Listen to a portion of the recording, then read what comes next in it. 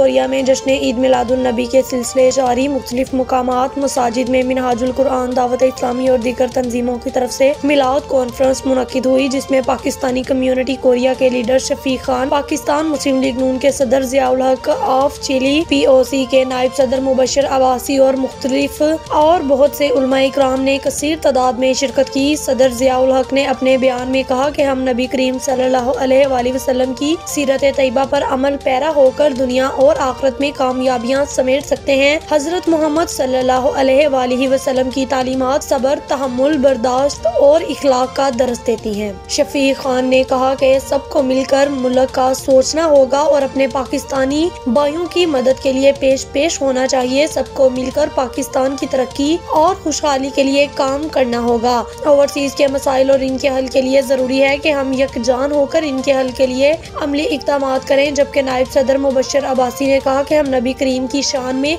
गुस्ताखी करने वाले को कभी मुआफ नहीं करेंगे। हम बहसियत मुसलमान फ्रांसीसी सदर के बयान पर पुरजोर मजम्मत करते हैं और हुकूमत पाकिस्तान से मुतालबा करते हैं कि फौरी तौर पर फ्रांसीसी सफारतखाना के अमले को मुल्क बदर किया जाए।